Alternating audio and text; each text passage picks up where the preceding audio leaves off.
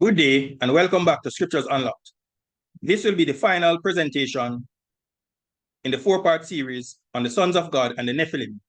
In the first presentation, we looked at all the appearances of the exact phrase sons of God in the Old Testament, and we realized that the sons of God in all those references refer to spiritual beings. In part 2 of this series, I looked at the New Testament references to the exact phrase sons of God. And we saw as well that this reference is speaking about the future state of human beings in the resurrection. In the previous presentation, part 3, we looked at some of the main objections that are raised to the angel view, the view that I subscribe to, of Genesis 6, verse 1 to 4. In this final presentation, I'll look at existence of the Nephilim after the flood. So without further ado, let's get right into the presentation on the sons of God and the Nephilim, part 4. So having established that the Nephilim were the offspring of the sons of God and the daughters of men, this presentation will take a look at the existence of the Nephilim after the flood. Scripture confirms that only 8 persons survived the flood. But when the 12 spies searched out the land, the report that they came back with was that they saw the Nephilim. The question is, how could this be possible if all the Nephilim perished in the flood and only 8 persons, that is Noah, his wife, his 3 sons, and their wives, survived?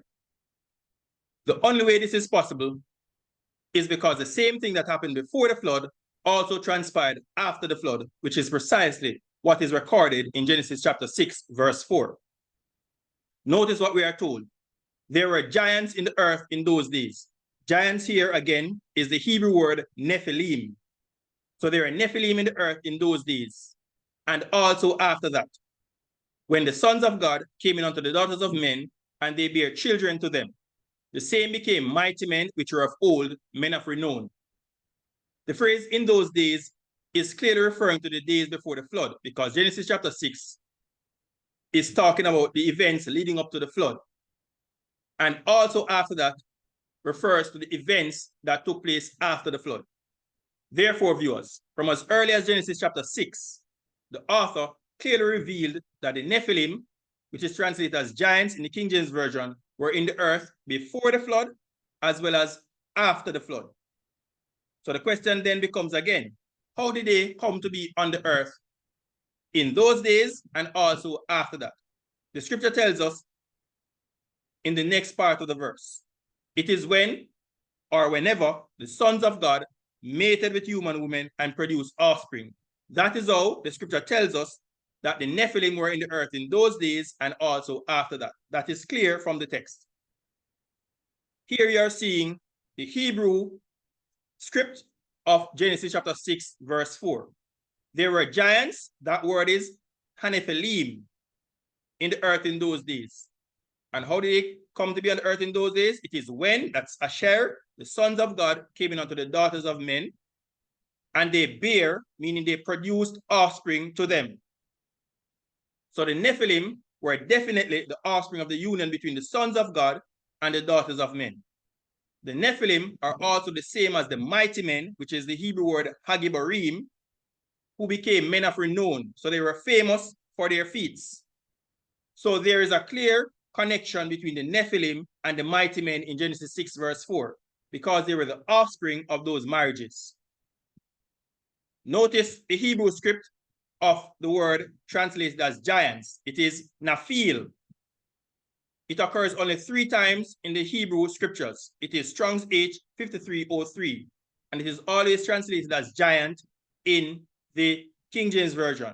So Nephilim is translated as giants, and it is derived from the Hebrew word Nephil, which means giant. So the Nephilim were definitely giants. Notice on screen you are seeing the 3 times in the 2 verses that Nephilim occurs in the Hebrew scriptures. It is in Genesis 6, verse 4, and Numbers 13, verse 33, which says, and there we saw the Nephilim, the sons of Anak, which come of the Nephilim. So twice in one verse, Nephilim appears. And we were in our own sight as grasshoppers, and so we were in their sight. So Moses the author of the book of Genesis and the book of Numbers points out from as early as Genesis 6 verse 4 that the Nephilim were in the earth before the flood, and Numbers 13:33 confirms that they were there also after that, which is a clear indication that their origin is linked to what happened between the sons of God and the daughters of men, since a parenthetical statement was added to explain that the sons of Anak were of the Nephilim. That is what the scripture is telling us. So Moses is the author of both the book of Genesis and he's also the author of the book of Numbers. And from as early as Genesis chapter 6 verse 4, Moses is telegraphing to us that the Nephilim were on the earth before the flood in Genesis 6 verse 4 and also after that. We know from scripture that every single thing that hath breath in their nostrils died as a result of the flood. Only 8 persons survived. So for the Nephilim to be on the earth after the flood, it simply means that the same thing that transpired before the flood with the sons of God coming into the daughters of men and producing offspring happened also after the flood, which is why we have that phrase, and also after that. So the scripture is clear. It tells us how they came to be in the earth in those days and also after that. When or whenever the sons of God mated with the daughters of men and children were born unto them. These were the Nephilim, the mighty men, men of renown. So the scripture is absolutely clear as it relates to how they came to be on the earth before the flood and also after the flood. So what we are going to be looking at in this presentation is the existence of these Nephilim after the flood and what transpired as a result of their existence and how God, because he had promised that he would never again destroy the earth with a flood, he made a covenant, and the token of that covenant was the rainbow. He will never again destroy the earth with a flood. So one of the reasons why God sent the flood was to destroy the Nephilim. But because God is a man of his word, he would never again destroy the earth with a flood. So what God did was to use the children of Israel to eradicate, to exterminate, to annihilate the Nephilim bloodline from off the earth. And that is what we'll be looking at in this presentation. So notice what we are seeing here in Numbers 13 verse 33. These are some of the other Bible translations of Numbers 13 verse 33. So the New King James Version tells us that there we saw the giants, and they have a footnote here. And the footnote, when you look at the footnote, it says Nephilim, because that is the exact word that is used in Hebrew. And there you are seeing a parenthetical statement. Moses here is telling us that the descendants of Anak come from the Nephilim. So the sons of Anak are related to the Nephilim. And you can look at all the other references. The New International Version, we saw the Nephilim, they did not translate it. They left it as it is in Hebrew. We saw the Nephilim, and they also place in parentheses that the descendants of Anak come from the Nephilim. All these other translations do the same thing. They add a parenthetical statement, which is a clause to explain that the descendants of Anak come from the Nephilim. And the spies, when they searched the land, they said they saw the Nephilim. Viewers, the phrase "and also after that" in Genesis 4 points forward in time to the later reference to the Nephilim in Numbers 13 verse 33, which indicates that other sons of God also fathered more Nephilim after the flood by the same means as before the flood. We are told in Numbers 13:33 that the sons of Anak were of the Nephilim. Anak occurs only 9 times in the scripture, that name. Anak means neck, and Anak was the progenitor or the ancestor of a family or the tribe of giant people in Canaan. So the question is, who was Anak and who were the sons of Anak? Because Moses tells us that the sons of Anak come of the Nephilim. They are related to the Nephilim. So who were the sons of Anak and who was Anak? The exact phrase sons of Anak occurs 3 times in the King James Version. Numbers 13:33, Joshua 15 verse 14, and Judges 1 verse 20. And we are told the names of the 3 sons of Anak. So Joshua 15:14 says that Caleb drove thence the 3 sons of Anak, and the 3 sons were Sheshai, Ahiman, and Talmai, the children of Anak.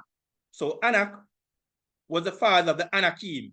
And the Anakims, they were long-necked because they were giants, a tribe of giants, descendants of Anak, which dwelled in southern Canaan. So viewers, it was the children of Israel's fear of the Nephilim and their unbelief in the power of God, which resulted in them wandering the wilderness for 40 years when they were on the cusp, the very cusp of entering into the promised land.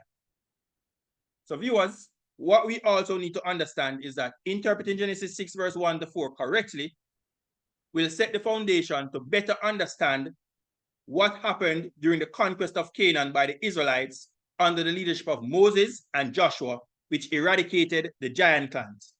It is very important for us to understand, because what transpired throughout the conquest of Canaan will give you an understanding of why God gave Israel the command to destroy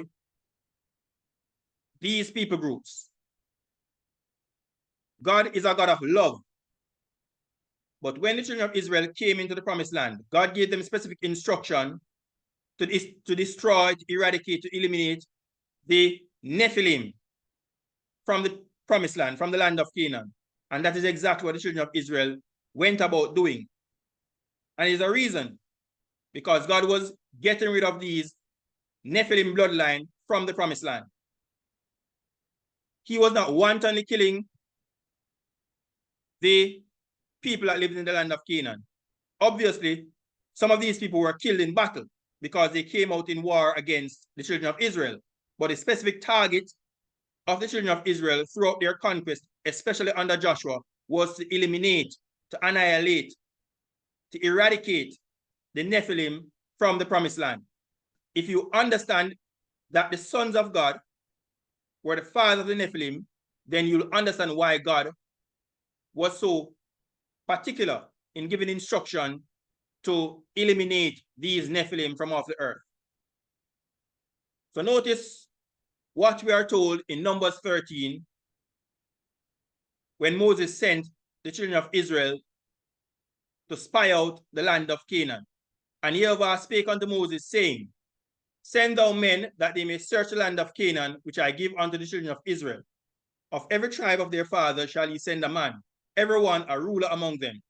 And Moses, by the commandment of Jehovah, sent them from the wilderness of Paran, and all those men were the heads of the children of Israel. And you can see the names of all 12 men that went to search the promised land. I have highlighted 2 of these men, Caleb, the son of Jephunneh, from the tribe of Judah, and Hoshea, the son of Nun, who would later be renamed Joshua, from the tribe of Ephraim, because these men were the only 2 persons from the 12 that said that they could take the promised land because God was with them. Notice the other names from the other tribes that were sent. And Numbers 13 verse 16 says this, These are the names of the men which Moses sent to spy out the land. And Moses called Hoshea, the son of Nun, Jehoshua, or Joshua, which is the same name that Jesus would get. Jesus' Hebrew name is Yehoshua. So Joshua and Jesus have the same Hebrew name. And Moses sent them to spy out the land of Canaan, and said unto them, Get you up this way southward, and go up into the mountain, and see the land, and what is it, and the people that dwell therein, whether they be strong or weak, few or many, and what the land is that they dwell in, whether it be good or bad, and what cities they be that they dwell in, whether in tents or in strongholds, and what the land is, whether it be fat or lean, whether there be wood therein or not. And be you of good courage, and bring up the fruit of the land. So they went up and searched the land from the wilderness of Zin unto Rehob, as men come to Hamath. And they ascended by the south, and came unto Hebron, where Ahiman, Sheshai, and Talmai, the children of Anak, were. We just looked at them earlier, that these were the 3 sons of Anak. And they came unto the brook of Eshcol, and cut down from thence a branch with 1 cluster of grapes. And they bare it between 2 upon a staff, and they brought of the pomegranates and of the figs. The place was called the brook of Eshcol because of the cluster of grapes which the children of Israel cut down from thence. And then the scriptures tell us that they returned from searching the land after 40 days. And they went and came to Moses and to Aaron and to all the congregation of the children of Israel unto the wilderness of Paran, to Kadesh, and brought back word unto them and unto all the congregation, and showed them the fruit of the land. And they told him and said, notice the report that they gave. We came unto the land whither thou sentest us, and surely it floweth with milk and honey, and this is the fruit of it. Nevertheless, the people be strong that dwell in the land, and the cities are walled and very great. And moreover, we saw the children of Anak there. Children of Israel knew who the children of Anak were. The Amalekites dwell in the land of the south, and the Hittites and the Jebusites and the Amorites dwell in the mountains, and the Canaanites dwell by the sea and by the coast of Jordan. And Caleb stilled the people before Moses and said, let us go up at once and possess it, for we are well able to overcome it. But the men that went up with him, the other 10, we be not able to go up against the people, for they are stronger than we. So they had doubts. They were fearful. They did not trust God, that God would lead them into the promised land and defeat these enemies, no matter how big or how tall they were. And they brought up an evil report of the land, which they had searched, unto the children of Israel, saying, the land through which we have gone to search it is a land that eateth the inhabitants thereof. And all the people that we saw in it are men of a great stature. And there we saw the giants, the Nephilim. And the parenthetical statement is added, the sons of Anak, which come of the Nephilim. And we were in our own sight as grasshoppers, and so we were in their sight. So viewers, many persons seem to think that the 10 spies lied about what they actually saw concerning the Nephilim, because of the evil report that the spies brought back to the children of Israel, simply because the same word translated as evil report in Numbers 13:32 was also translated as slander in Numbers 14:36. In fact, only the King James Version and the Webster English Bible translate the bar as slander, while all the other Bible versions translate it as either a bad report or an evil report. So notice Numbers 14:36 in the other translations. So notice the King James Version. The King James Version translates the bar as slander. However, the New King James Version corrected that, and they translated it as a bad report. The NIV translated it as a bad report. So does the NLT, the ESV. The Revised Standard Version translates it as an evil report, and so does the American Standard Version. So viewers, there are at least two problems with such a view that the spies lied about seeing the Nephilim. One, Caleb and Joshua, the two other spies on the reconnaissance mission, did not contest, nor did they refute seeing the Nephilim or the giants in the land of Canaan. In fact, Scripture confirms the existence of other giant clans known as Rephaims in the promised land, as will be shown later. And on screen you are seeing the Hebrew script of the word Rephaim. Rephaim occurs 25 times in the Hebrew scriptures. It is Strong's H 7497. And in all but 8 of those 25 references, it is always translated as giants 17 times. And Rephaim simply are giants. So they were giants in the land. So they were not lying about seeing giants. So a bad report does not mean a lie. If I perform poorly in my exams and I get my report card, it will be a bad report. But the teacher is not lying about my performances.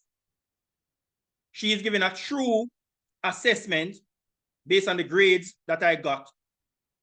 But when my parents look at that report, it is going to be a bad report because of my poor performance. So what happened with the children of Israel, or these 10 spies, they brought up a bad report in the sense that they convinced the people because of their fear of the Nephilim and their doubt and unbelief in the power of God to give the land because of how big and tall these giants were.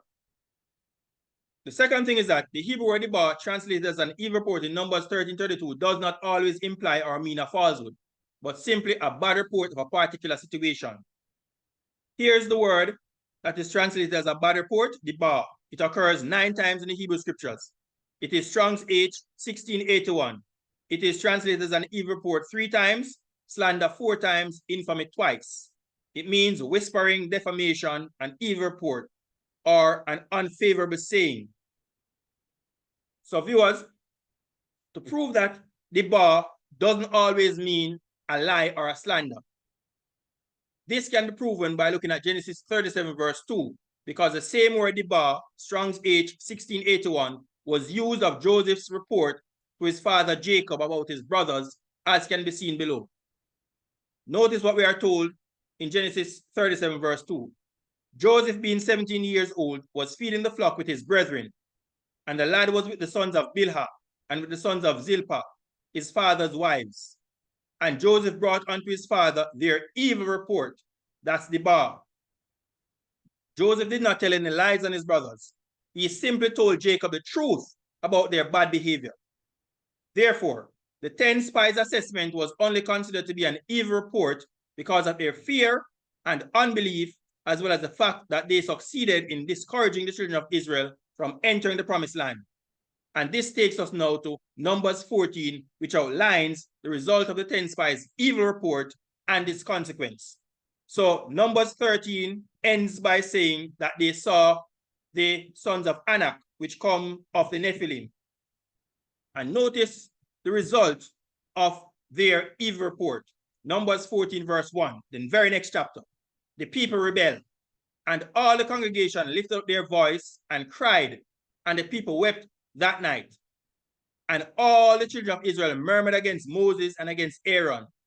And the whole congregation said unto them, would God that we had died in the land of Egypt, or would God we had died in this wilderness? So they started to be ungrateful.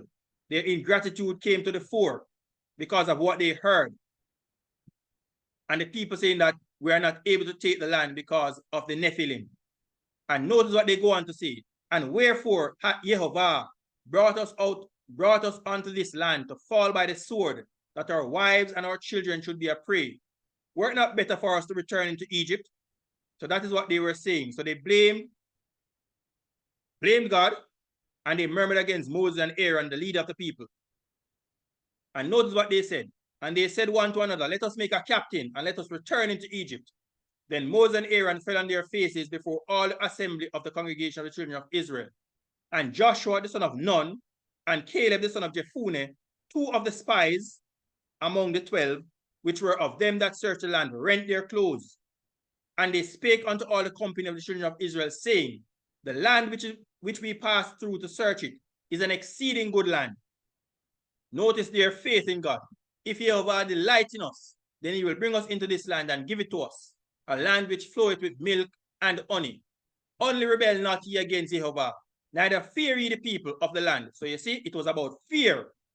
For they are bread for us, Joshua and Caleb said. Their defense is departed from them, and Jehovah is with us. Fear them not. But all the congregation bade stone them with stones. So that was the result. They did not listen to Joshua and Caleb's words. They wanted to stone them. And as a result of they wanted to stone the 2 spies who were faithful and trustworthy in the power of God, the glory of Jehovah appeared in the tabernacle of the congregation before all the children of Israel. And notice what God said. And Jehovah said unto Moses, how long will this people provoke me? And how long will it be before they believe me for all the signs which I have showed among them? And notice what God said. I will smite them with a pestilence and disinherit them, and will make of thee a greater nation and mightier than they. And Moses then now pleaded with God not to kill off the people. And you can read these verses from Numbers 14 to 18 of how Moses pled with God. And Moses said, pardon, I beseech thee, the iniquity of this people, according unto the greatness of thy mercy, as thou hast forgiven this people from Egypt until now. And Jehovah said, I have pardoned according to thy word. But notice what he goes on to say. But as truly as I live, all the earth shall be filled with the glory of Jehovah. Because all those men which have seen my glory and my miracles, which I did in Egypt and in the wilderness, and have tempted me now these 10 times, and have not hearkened to my voice, surely they shall not see the land which I swear unto their fathers, neither shall any of them that provoke me see it. But my servant Caleb, hath followed me fully, him will I bring into the land whereinto he went, and his seed shall possess it. And Jehovah spake unto Moses and unto Aaron, saying, How long shall I bear with this evil congregation which murmur against me? I have heard the murmurings of the children of Israel which they murmur against me. And note what God goes on to say. As surely as I live, saith Jehovah, as you have spoken in mine ears, so will I do to you. Your carcasses shall fall in this wilderness, and all that were numbered of you, according to your whole number, from 20 years old and upward, which have murmured against me, doubtless ye shall not come into the land concerning which I swear to make you dwell therein, save Caleb the son of Jephunneh and Joshua the son of Nun. So every single person from the age of 20 years old and upward would die in the wilderness, except Joshua and Caleb. But your little ones, which he said, should be a prey, them will I bring in, and they shall know the land which ye have despised. But as for you, your carcasses, they shall fall in this wilderness, and your children shall wander in the wilderness 40 years, and bear your whoredoms, until your carcasses be wasted in the wilderness. So viewers, what this means is that after 40 years of sojourning in the wilderness, the oldest person to make it into the promised land would be about the age of 60, with the exception of Joshua and Caleb, who were older. So these are the only two people above the age of 20 that would make it into the promised land. So after 40 years, the oldest person to make it into the promised land would be around 60 years old, because God said only those from 20 years and under would make it in, their children, because of the faithlessness of their parents. So that is why the children of Israel wandered in the wilderness for 40 years. God pronounced that judgment upon them.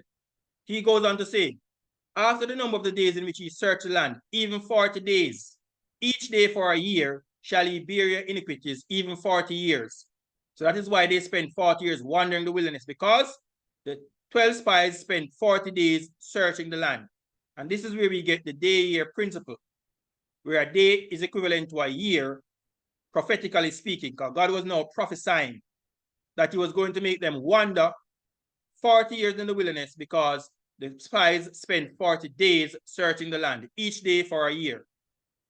God goes on to say, I, Jehovah, have said, I will surely do it unto all this evil congregation that are gathered together against me. In this wilderness they shall be consumed, and there they shall die. And the men which Moses sent to search the land, the other 10 spies, who returned and made all the congregation to murmur against him by bringing up a slander, there's that word, I think it has been mistranslated, upon the land. Even those men that did bring up an evil report. So notice the same King James Version translate the bar two different ways. Here it translates it as slander, and here it translates it as an evil report upon the land. So all these 10 men that brought up this evil report died by the plague before Jehovah. But Joshua the son of Nun and Caleb the son of Jephunneh, which were of the men that went to search the land, lived still. And Moses told these sayings unto all the children of Israel, and the people mourned greatly. So viewers, I've gone through all of this to make the point and to prove that the issue was the fear and unbelief caused due to the 10 spies report, rather than any lie, any quote-unquote lie that they told about the Nephilim, because the Nephilim were in the land. And this will become evident as we continue throughout this presentation. So they did not lie about the Nephilim. What caused the report to be evil was because of their fear and their unbelief that led the people to murmur against God and refuse to enter into the promised land when God told them to do so. So viewers, this view is also confirmed and supported by Moses as he reviewed Israel's journey through the wilderness, which takes us to Deuteronomy chapter 1, Israel's history after the Exodus. And it came to pass in the 40th year, so 40 years had now passed since God made that pronouncement upon the people, in the 11th month and on the first day of the month, that Moses spake unto the children of Israel, according unto all that Jehovah had given him in commandment unto them. Notice what he said in verse 19 onwards. And when we departed from Horeb, that's Mount Sinai, we went through all that great and terrible wilderness which ye saw by the way of the mountain of the Amorites, as Jehovah our God commanded us. and we came to Kadesh Barnea. And I said unto you, ye are come unto the mountain of the Amorites, which Jehovah our God doth give unto us. Behold, Jehovah thy God hath set the land before thee. Go up and possess it, as Jehovah God of thy fathers had said unto thee. Fear not, neither be discouraged. And Moses went on to say, and ye came near unto me, every one of you, and said, we will send men before us, and they shall search out the land and bring us word again by what way we must go up, and into what cities we shall come. So it was the people's decision to send men to do the reconnaissance mission.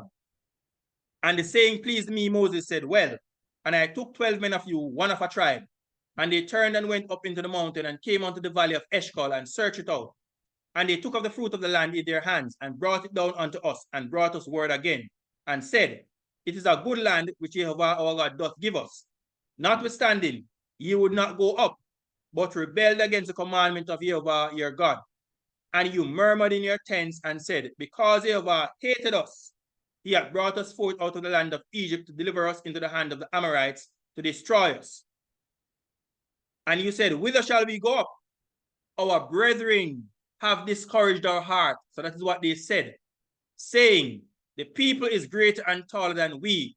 The cities are great and walled up to heaven. Moreover, we have seen the sons of the Anakims there. So there in that verse, Deuteronomy 1:28, confirms that the people were discouraged as a result of the report that the 10 spies brought. Then said I unto you, dread not, neither be afraid of them. Jehovah your God, which goeth before you, he shall fight for you, according to all that he did for you in Egypt before your eyes. And in the wilderness where thou hast seen how Jehovah thy God bare thee as a man doth bear his son, in all the way that he went until he came into this place. Yet in this thing ye did not believe Jehovah your God. So there it is, the doubt, the unbelief, who went in the way before you to search you out a place to pitch your tents in fire by night, that's a pillar of fire, to show you by what way you should go, and in a cloud by day, that's a pillar of cloud by day. Therefore, viewers, the spies told the truth about what they saw, but because of fear and unbelief, 10 of the spies discouraged the people from going into the promised land. So this proves that the report about the Nephilim was not a lie. It was because of their fear and unbelief why they refused to enter into the promised land when God told them to go forward. So viewers, after the 40 years of wandering the wilderness had expired, God was now going to use the conquest of Canaan to specifically, this is important, to specifically target and annihilate the Nephilim bloodline. Notice Deuteronomy 2 verse 1. Then we turned and took our journey into the wilderness by the way of the Red Sea, as Jehovah spake unto me, and we compassed Mount Seir many days. And Jehovah spake unto me, saying, you have compassed this mountain long enough. Turn you northward and command all the people, saying, notice what God was going to command them. You are to pass through the coast of your brethren, the children of Esau, which dwell in Seir, and they shall be afraid of you. Take ye good heed unto yourselves, therefore. Meddle not with them, don't trouble them. For I will not give you of their land, no, not so much as a footbreadth, because I have given Mount Seir unto Esau for a possession. You shall buy meat from them for money, that you may eat, and you shall also buy water of them for money, that ye may drink. For Jehovah thy God hath blessed thee in all the works of thy hand. He knoweth thy walking through this great wilderness. These 40 years Jehovah thy God had been with thee, thou hast lacked nothing. And when we passed by from our brethren, the children of Esau, which dwelt in Seir, through the way of the plain of Elath, and from Ezion Gaber, we turned and passed by the way of the wilderness of Moab. And Jehovah said unto us, distress not the Moabites, neither contend with them in battle, for I will not give thee of their land for a possession, because I have given Ar unto the children of Lot for a possession. And notice what we are told, which proves that giants were in the land. The Emims dwelt therein in times past, a people great and many and tall as the Anakims. And we know the Anakims were giants, which were also accounted giants. Scripture tells us that clearly. So the Emims were also accounted giants as the Anakims. But the Moabites called them Emims. And here is the Hebrew script of the Word Emim, it occurs only 3 times in scripture. It is Strong's H 368. And Emim simply means terrors. These were ancient inhabitants of Moab. These were giant clans. Notice what you are seeing on screen. The journey of the Israelites on their way to the promised land. So here is where they were journeying from. They could have easily entered the promised land by going northward. But God had a plan in mind. So God took them the long way around. So they went around Edom, which is another name for Esau. So the children of Esau were the Edomites. So God took them around Edom and around Moab because God told them not to meddle with the Edomites, not to meddle with the Moabites. So the children of Israel went around Edom and Moab and came to Yahaz. So you can see the path that they took on their way to the promised land. So you have the Edomites here, the Moabites here, the children of Ammon here, and the Amorites lived here and also here.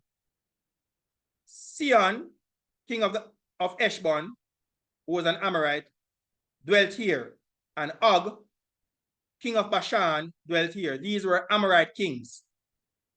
And God was going to use the children of Israel to destroy these Amorites who were linked to the Nephilim as well. So God's plan was to destroy the Nephilim bloodline. Notice Deuteronomy 2 verse 14. And the space in which we came from Kadesh Barnea until we were come over the brook Zered was 30 and 8 years, until all the generation of the men of war were wasted from among the hosts, as Jehovah sware unto them. For indeed, the hand of Jehovah was against them to destroy them from among the people, until they were consumed. So it came to pass when all the men of war were consumed and dead from among the people, just as God said they would, that Jehovah spake unto me, saying, Thou art to pass over through Ar, the coast of Moab, this day. And when thou comest nigh over against the children of Ammon, distress them not, nor meddle with them. For I will not give thee of the land of the children of Ammon any possession, because I have given it unto the children of Lot for a possession. And notice, this parenthetical statement was also added to give us further insight. That was also accounted the land of giants. So the land where the Ammonites dwelt was a land of giants. Giants here is the Hebrew word Rephaim. So giants dwelt therein in old time, and the Ammonites called them Zamzumim. So notice, it is clear from scripture that giants existed in the land of Canaan. Notice again, as we continue to look at this parenthetical statement that is added here for further context. The Zamzumim were a people great and many and tall as the Anakim. But Jehovah destroyed them before the people of Ammon, and they succeeded them and dwelt in their stead. So it was God's plan to destroy these Anakim. And remember, the Anakim, Numbers 13:33 tells us, were of the Nephilim. So these giant clans were Nephilim. So God was destroying these Nephilim bloodline from out of the land of Canaan. So viewers, don't miss the point that is being made in the scripture. Notice that there were other giant clans living in the land of Canaan prior to Israel's arrival, but they were known to the Moabites as Emims and to the Ammonites as Zamzumims. Additionally, it was God who destroyed them and gave their lands to the children of Lot.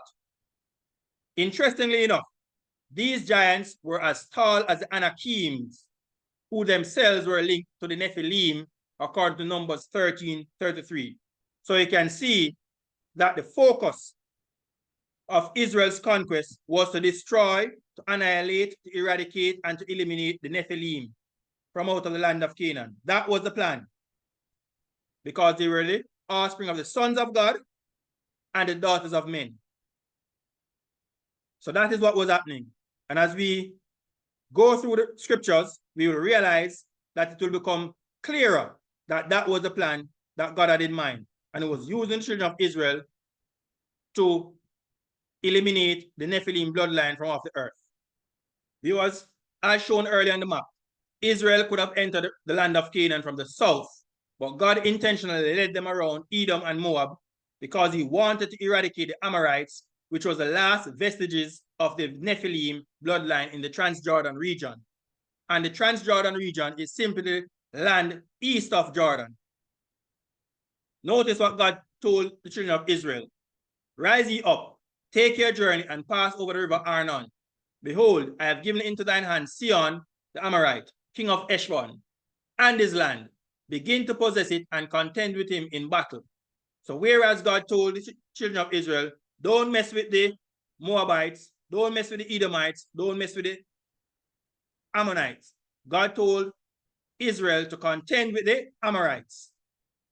God goes on to say this, Deuteronomy 2:25.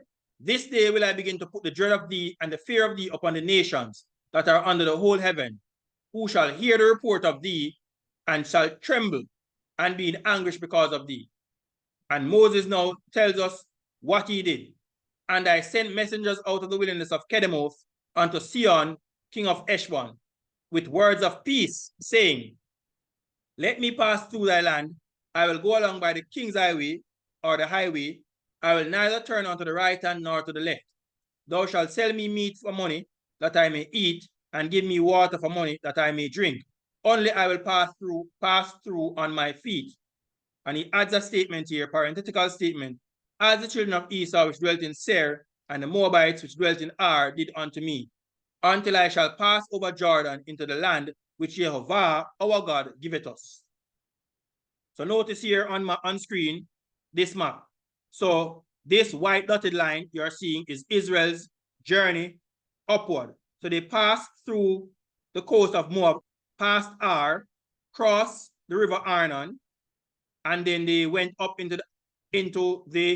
they wanted to go up into the land of the Amorites and make their journey all the way up until they come across into Canaan. But when they got here to Jahaz, the Amorites came out against them to war.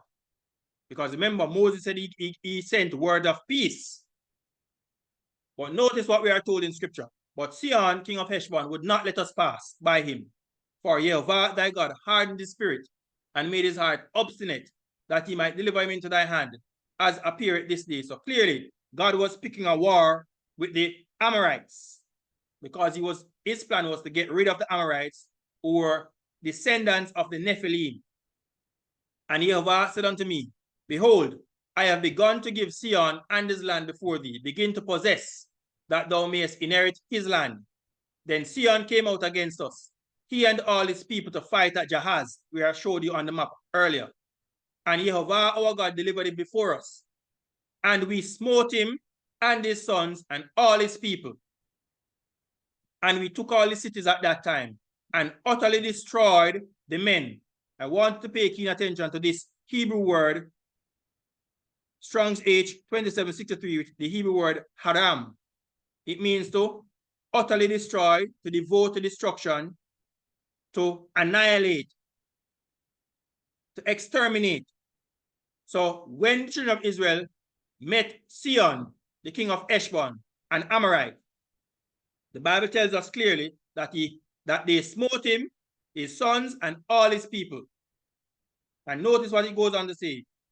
And we utterly destroyed the men and the women and the little ones of every city. We left none to remain. So it was an extermination of the Amorites because of their connection with the Nephilim. Viewers, the Hebrew word translated as utterly destroyed is haram, Strong's H 2763, and it means to devote to destruction. It's the verb that is specifically used in connection with the total annihilation of the giant clans in the Promised Land. And this must be noted. Here is the Hebrew script of haram. It occurs 52 times in the Hebrew scriptures. It is Strong's H 2763. It has been translated to destroy 34 times, utterly 10 times, to devote to destruction twice. It means to ban. So when God puts a ban on something, it means to devote, to destroy utterly, to completely destroy, dedicate for destruction, exterminate. It can also mean to consecrate. So if something is haram, God can say, this is consecrated for my use. it is devoted to for my purposes. So it means to devote, dedicate for destruction, to exterminate, completely destroy. So let me make this point, because persons are often troubled when they read that God commanded the children of Israel to exterminate men, women, and even children, without realizing that the only people that were devoted to destruction, that were under Kharam during the conquest of Canaan, were those with Nephilim bloodline. Therefore, it was not necessarily genocide, but giganticide or gianticide. And the specific focus was the annihilation of all the descendants of the Nephilim. And this fact will be borne out as we read the biblical narrative of how and when Kharam is mainly used. Viewers, it was not God's intention to wantonly kill every single person in the land of Canaan. The Canaanites were to be driven out of the land. But what was happening was that the Nephilim were scattered throughout the land of Canaan among other people groups. So as the children of Israel moved through, because their intention was to destroy the Nephilim bloodline, they did not stop to check IDs. They did not ask if you were of Nephilim origin. Once they found Nephilim there, they killed every single person, because that was the command that God gave them, because God wanted to exterminate the Nephilim bloodline. So many persons will see this and read this and say, how can I serve a God that will give instruction, that will give command to kill down to the suckling on the breast, without realizing what God was doing? God was exterminating, he was annihilating the Nephilim, the offspring of the sons of God, these supernatural beings, and human women. That is the plan. That was the plan. And that is exactly what God was doing. So it wasn't wanton killing of every single person in the land of Canaan. The Canaanites, who were not of Nephilim bloodline or Nephilim origin, were to be driven out. They were to be expelled from the land of Canaan. And the Israelites were to occupy that land. I've looked up the exact phrase, drive out. It occurs 24 times in 24 verses in the King James Version. From as early as Exodus 23, verse 28, God said, I will send hornets, wasps, before them, which shall drive out, not kill, drive out the Hivite, the Canaanite, and the Hittite from before thee. God said here in Exodus 33, verse 2, I will send an angel before thee, and I will drive out the Canaanite, the Amorite, and the Hittite, and the Perizzite, the Hivite, and the Jebusite. And notice Exodus 34, verse 11. Observe that thou which I command thee this day. Behold, I drive out before thee the Amorite, the Canaanite, the Hittite, the Perizzite, the Hivite, and the Jebusite. So it was God's plan to drive out these people groups who were not of Nephilim bloodline, not to kill them. But what happened is that these people would not give up their land willingly, because most people would not do that. If you see a large army coming towards you, you would want to defend yourselves. So what happened? These people, because the Nephilim were living among them as well, they came out to war against the Israelites. And as we know, in war, there are always casualties. And that is exactly what happened. But the point that God was making is this. Only the Nephilim were under the Kharam, under the ban. Only they were devoted to destruction. And that is what happened, as you will see as we progress further in the presentation. I'm giving you all these passages, all these scriptures to support the viewpoint that the Nephilim were the target throughout the conquest of Canaan. And they were under the ban. They were under the Kharam.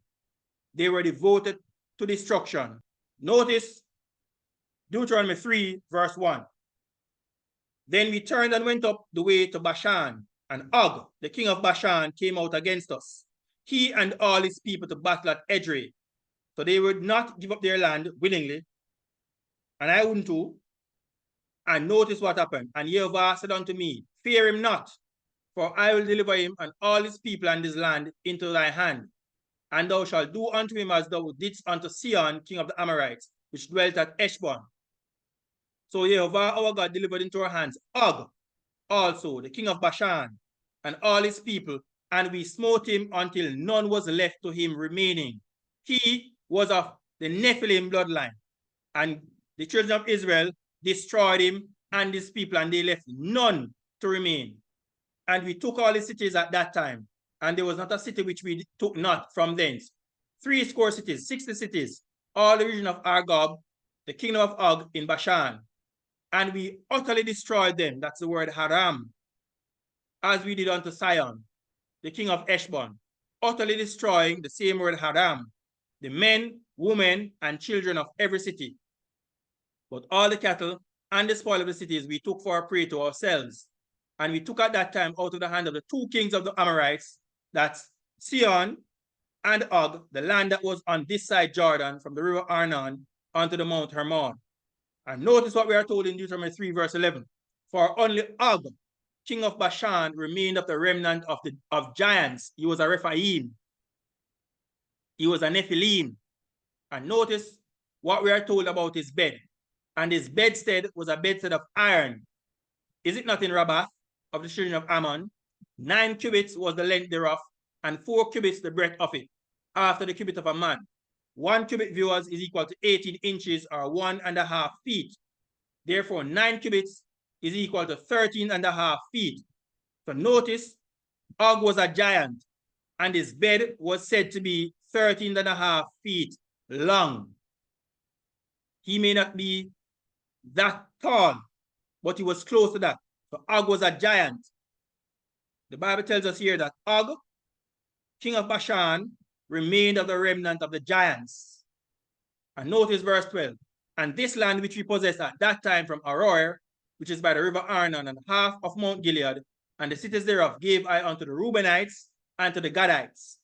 And the rest of Gilead and all Bashan, being the kingdom of Og, gave I unto the half tribe of Manasseh, all the region of Argob, with all Bashan, which was called the land of giants. So notice, all of Bashan was called the land of giants, because giants, plural, lived there.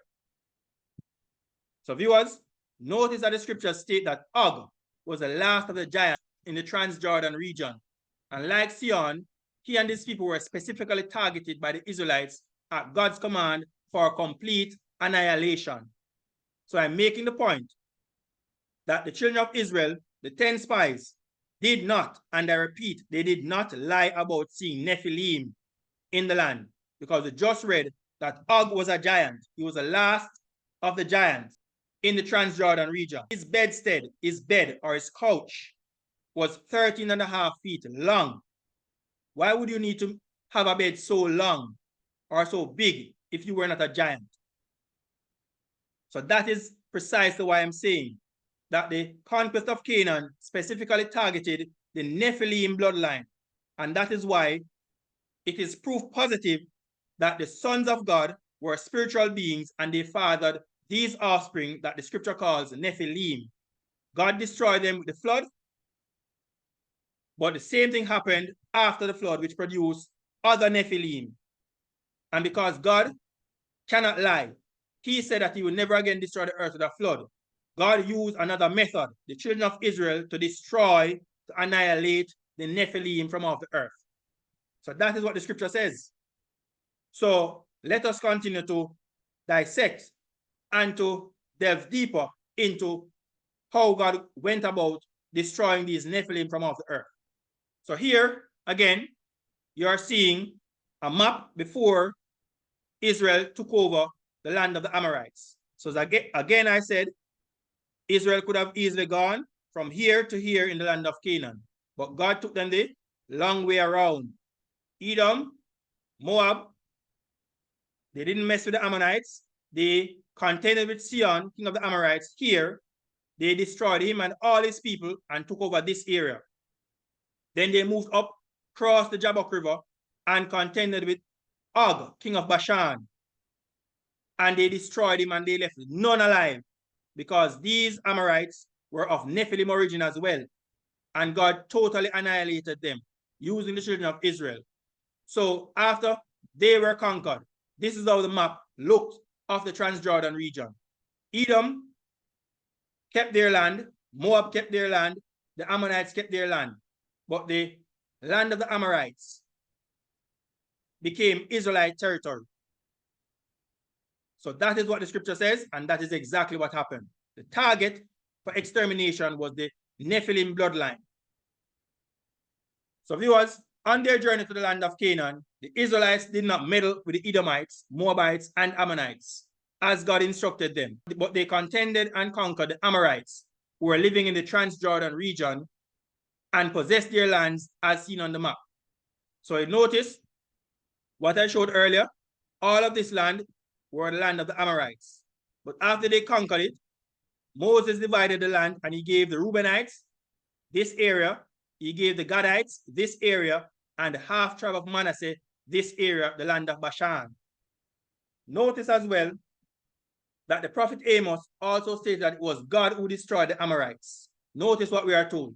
Amos 2 verse 9 and 10.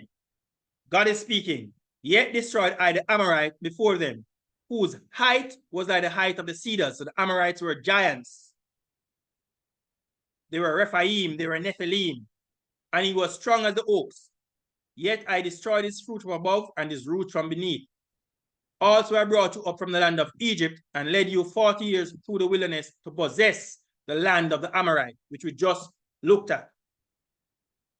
So viewers, after conquering the lands east of the Jordan River, it was now time for the children of Israel to cross Jordan and possess the land of Canaan, but Moses was not permitted to enter. Notice what we are told. Deuteronomy 3:21 onwards. Moses is speaking. And I commanded Joshua at that time, saying, thine eyes have seen all that Jehovah your God hath done unto these two kings, that's Sihon and Og. So shall Jehovah do unto all the kingdoms whither thou passest. Ye shall not fear them, for Jehovah your God, he shall fight for you. And notice what Moses said. And I besought Jehovah at that time, saying, O Lord Jehovah, thou hast begun to show thy servant thy greatness and thy mighty hand. For what God is there in heaven or in earth that can do according to thy works and according to thy might? I pray thee, let me go over and see the good land that is beyond Jordan, that goodly mountain and Lebanon. But Jehovah was wroth with me for your sakes. Why? Because God told Moses to speak to the rock. But because the people provoked him, he struck the rock twice.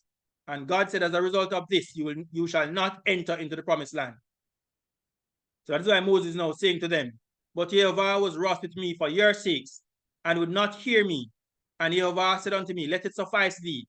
Speak no more unto me of this matter. Get thee up into the top of Pisgah, and lift up thine eyes westward, and northward, and southward, and eastward, and behold it with thine eyes, for thou shalt not go over this Jordan.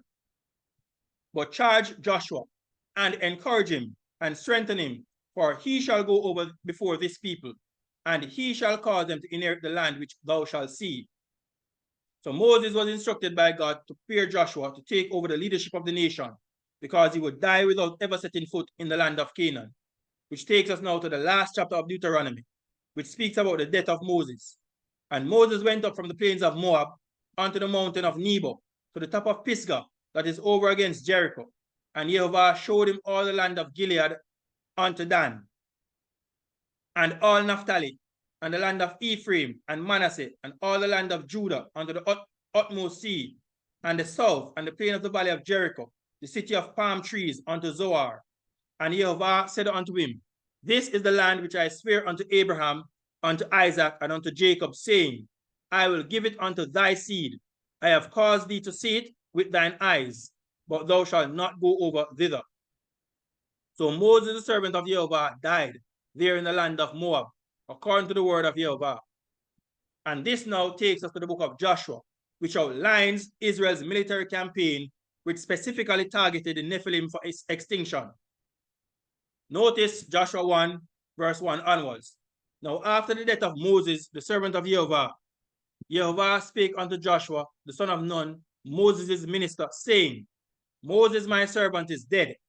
Now therefore arise, and go over this Jordan, thou and all this people, unto the land which I do give to them, even to the children of Israel.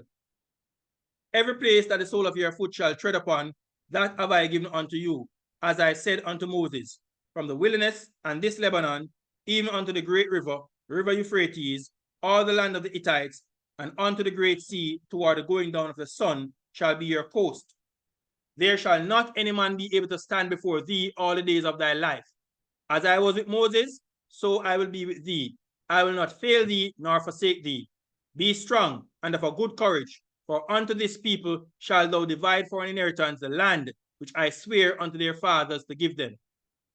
So viewers, the first city that the children of Israel encountered after crossing Jordan was Jericho. And all the citizens that were devoted to destruction, with the exception of Rahab and her household.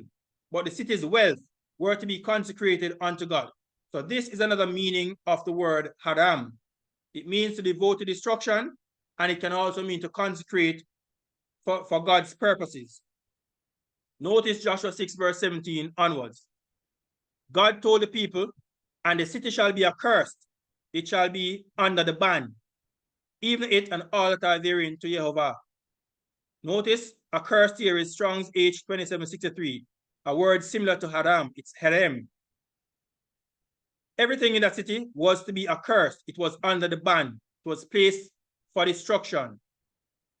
Only Rahab the harlot shall live, she and all that are with her in the house, because she hid the messengers that we sent.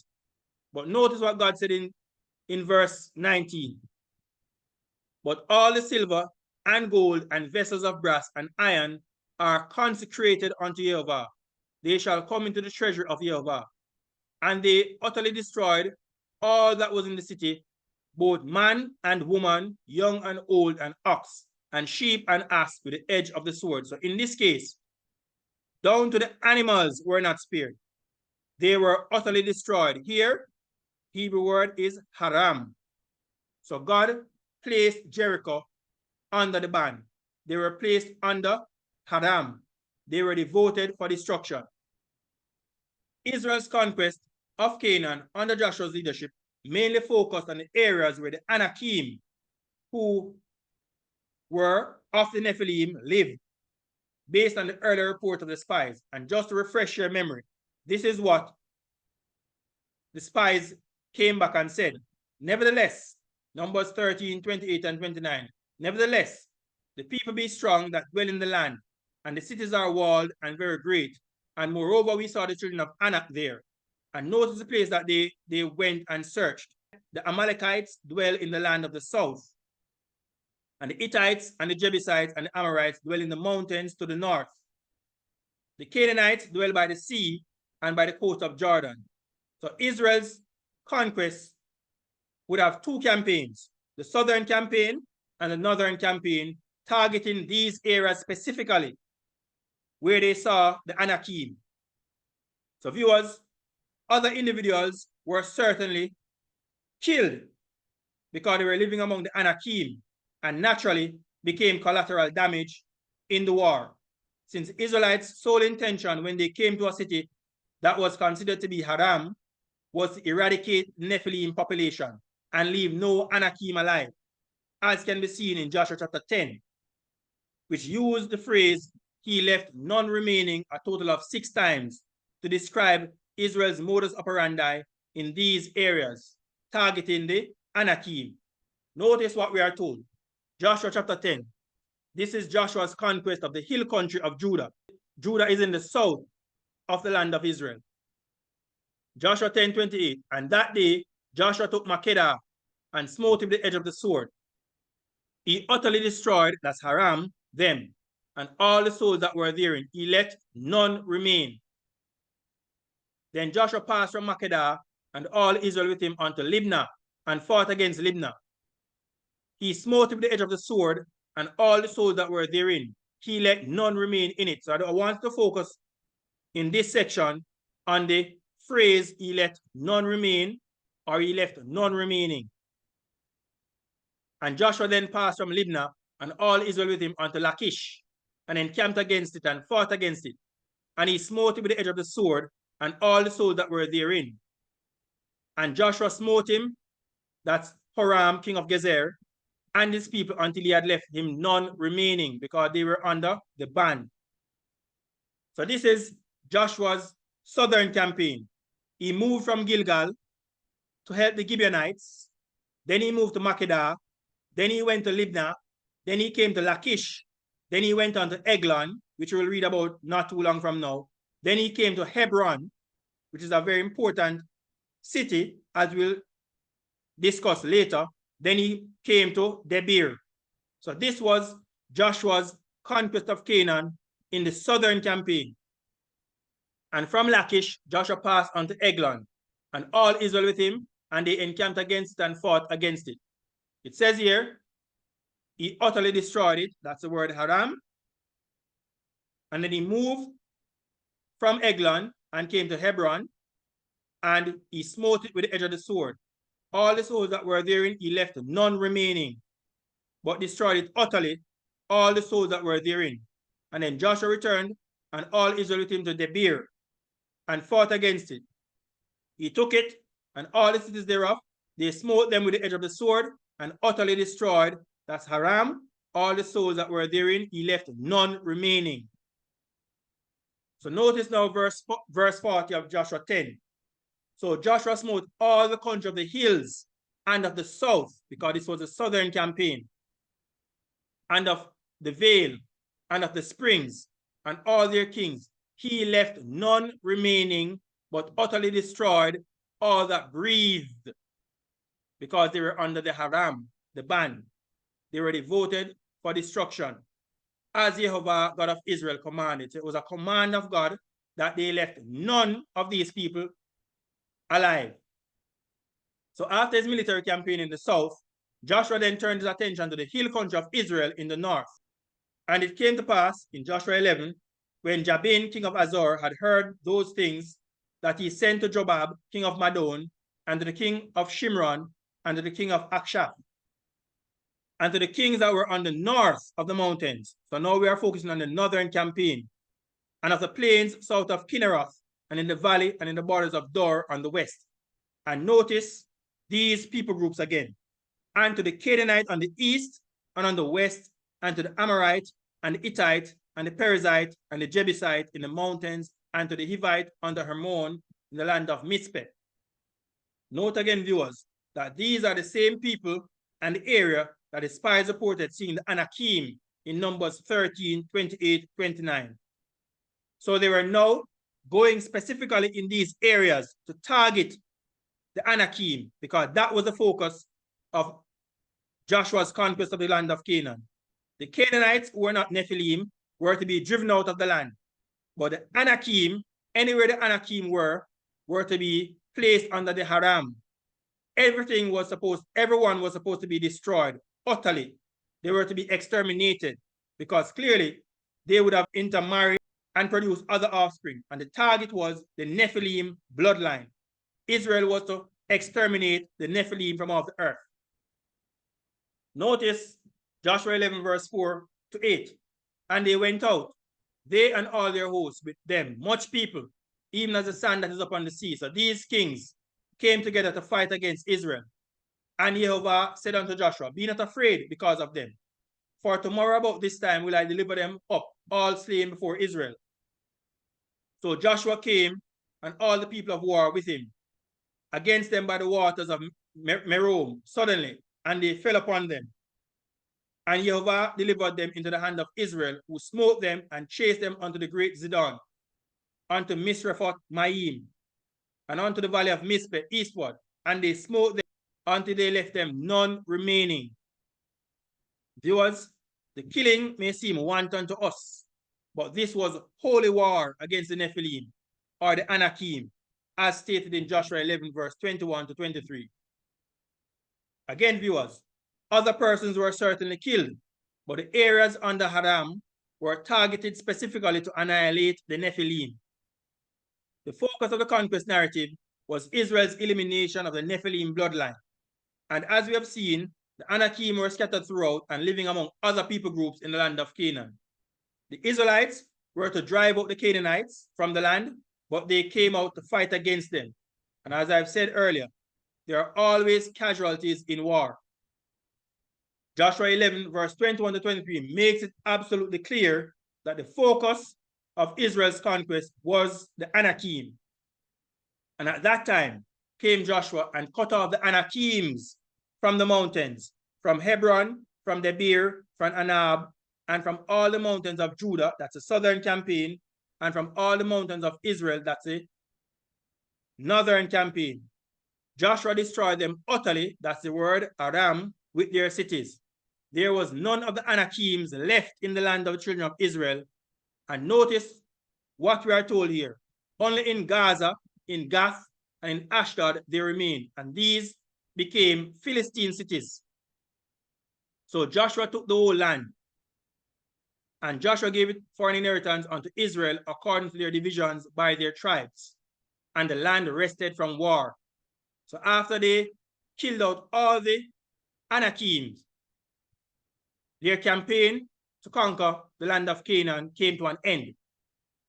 So notice these last three verses, which make it absolutely clear that the target of the Kharam was the Nephilim, in particular the Anakim, which come of the Nephilim, by stating that both military campaigns in the north, which is Israel, and south, which is Judah, were to eradicate the Anakim population.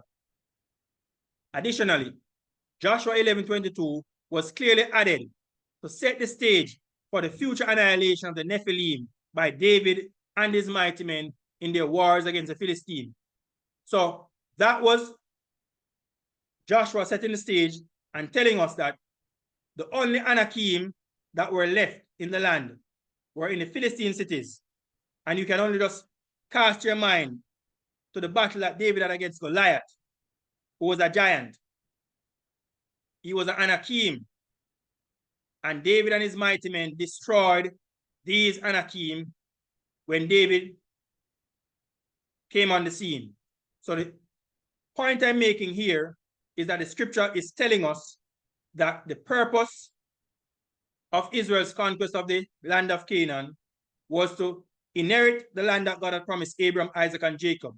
But it was specifically targeting the Anakim, which Numbers 13:33 tells us were of the Nephilim. So God's plan was to eradicate, exterminate, annihilate the Nephilim population from off the earth. So what you're seeing on screen is the map of Israel after the conquest of Canaan was completed. The children of Israel now occupy the promised land and were allocated their respective lands according to their tribes. The covenant and promise that God made to Abram in Genesis 15, verse 13 to 21 was fulfilled. And this was confirmed in Joshua 21, verse 43, which I'll now show you. So this is what God had promised Abraham. Genesis 15, verse 13 onwards. God said to Abraham, know of a surety that thy seed shall be a stranger in the land that is not theirs, and shall serve them, and they shall afflict them 400 years. And also that nation whom they shall serve will I judge. That's the nation of Egypt. And afterward shall they come out with great substance. And thou shalt go to thy fathers in peace. Thou shalt be buried in a good old age. And in the fourth generation they shall come hither again, for the iniquity of the Amorites is not yet full. So long before the children of Israel went into slavery in Egypt, God had a plan to get rid of the Amorites. In the same day, Jehovah made a covenant with Abram, saying, unto thy seed have I given this land, from the river of Egypt unto the great river, the river Euphrates, the Kenites and the Kenizzites and the Kadmonites, the Hittites, the Perizzites, and the Rephaim, the giants. God was going to give the children of Israel the land of the giants, which were Nephilim, and the Amorites, and the Canaanites, and the Girgashites, and the Jebusites. And in Joshua 21, 43 to 45, God made a promise in Genesis 15, promise made, promise kept. Notice what Joshua wrote. And Jehovah gave unto Israel all the land which he swore to give unto their fathers, and they possessed it and dwelt therein. And Jehovah gave them rest round about, according to all that he swore unto their fathers, and there stood not a man of all their enemies before them. Jehovah delivered all their enemies into their hand. There failed not aught of any good thing which Jehovah had spoken unto the house of Israel. All came to pass. But what I want to close with is this. It is interesting to note, very interesting to note, that Abraham was living in Hebron when God promised to give his descendants the land of Canaan as an inheritance. And the devil certainly knew about this. But the question is, what is so special about Hebron? I'll tell you. Hebron was a city where Abraham, Isaac, and Jacob all lived. It was the last place that the children of Israel lived before going to Egypt at the time of the famine. And here are the verses to prove it. Genesis 13, verse 18. Then Abram removed his tent and came and dwelt in the plain of Mamre, which is in where? Hebron. Genesis 23, verse 2. And Sarah died in Kiriath Arba. The same is Hebron, in the land of Canaan. So Abram was living in the land of Canaan. Genesis 23, verse 19. Abram buried Sarah, his wife, in the cave of the field of Machpelah, before Mamre. The same is Hebron, in the land of Canaan. So the cave of Machpelah in Hebron was the final resting place, the place of interment for the early patriarchs. Abram was buried there, Isaac was buried there, Jacob was buried there. Leah was also buried there. And notice Genesis 35, verse 27. Jacob came unto Isaac his father, unto Mamre, unto the city of Arba, which is Hebron, where Abram and Isaac sojourned. So Hebron was a place where Jacob and his children lived prior to Jacob going into the land of Egypt during the famine. Therefore, viewers, Hebron would be the most fitting place for the devil to target in an effort to prevent God's promise from being fulfilled by planting Nephilim in this particular area, so that when the children of Israel came out in the fourth generation from the land of Egypt, they would have to contend with the Nephilim, who were offspring of the sons of God and the daughters of men, in a futile attempt to prevent God's promises from being fulfilled. So it's no coincidence that is exactly where Arba and his descendants lived during the conquest of the land of Canaan. But the question is, who was Arba? Joshua 14, verse 15, and Joshua 15, verse 13, along with Joshua 21, verse 11, tells us that Arba was the father of Anak. And we read earlier in Numbers 13, verse 33, that Anak was of the Nephilim. So notice what we are told. The name Hebron before was Kiriath Arba, which Arba was a great man among the Anakims. And notice it says, even the city of Arba, that is what Kiriath Arba means, the city of Arba. Arba, the father of Anak, which city is Hebron. So Arba lived in Hebron, and he gave that city his name. Hence it was called Kiriath Arba. And Joshua 21 verse 11 says, and they gave them the city of Arba, the father of Anak, which city is Hebron in the hill country of Judah. So Hebron was previously called Kiriath Arba, which means city of Arba. And Arba was the father of Anak. And Anak was the father of the Anakim. And the scripture tells us that the Anakim were of the Nephilim. Therefore, viewers, it's flawless logic to conclude that Arba was also a Nephilim. And that is why the Nephilim were placed under the ban. They were considered to be under Kharam. So notice we are seeing on screen the Hebrew script of Arba's name. Arba occurs only twice in scripture. His name means fourth. He's the father of Anak and the greatest of the giants. And notice that the scripture does not give any further details about Arba's lineage, but the connection to the Nephilim is absolutely clear. Again, notice Numbers 13:33. And there we saw the giants. There we saw the Nephilim, the sons of Anak, which come of the Nephilim. And we were in our own sight as grasshoppers, and so we were in their sight. And finally, Judges chapter 1, verse 1 onward tells us this. Now after the death of Joshua, it came to pass that the children of Israel asked Jehovah, saying, who shall go up for us against the Canaanites first, to fight against them? And Jehovah said, Judah shall go up. Behold, I have delivered the land into his hand. And then verse 8 to 10 tells us this. Now the children of Judah had fought against Jerusalem and had taken it, and smitten it with the edge of the sword, and set the city on fire. And afterward, the children of Judah went down to fight against the Canaanites that dwelt in the mountain, and in the south, and in the valley. And Judah went against the Canaanites that dwelt where? In Hebron. The parenthetical statement is added. Now the name of Hebron before was Kiriath Arba.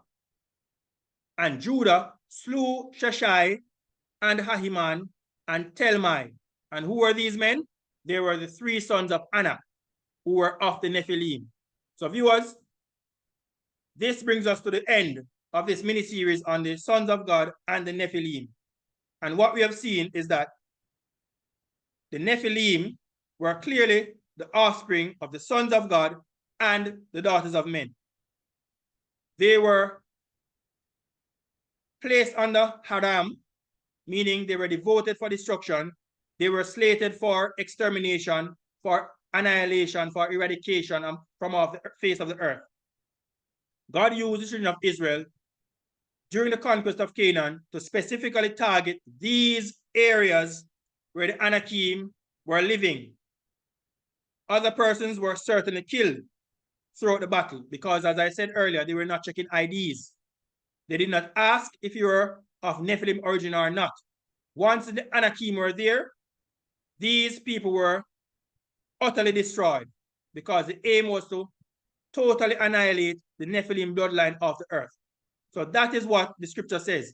And that is why when we search the scriptures carefully, we will see that God was not genocidal. God was clearly destroying these Nephilim as he had done with the flood. He was now using the children of Israel to utterly destroy these Nephilim from off the earth. So thanks for listening. I hope that this presentation was clear, and I hope that it brought much clarity to the identity of the sons of God and the Nephilim, and it clearly shows that the scripture can be trusted because God has given us all the information necessary for us to form conclusions, accurate conclusion as to what happened. God is a God of love, but God also has his particular method for dealing with certain things. And if God gives a command for total annihilation, then he knows why he's giving such an instruction. And the children of Israel were specifically given that instruction to target and destroy all Nephilim from off the face of the earth. Israel did not completely do it during the conquest of Canaan, but when David came on the scene, David utterly destroyed the Anakim from the land of the Philistines. Goliath and his brothers and all those Anakim were totally destroyed by David and his mighty men, as we can read about in 1 Samuel.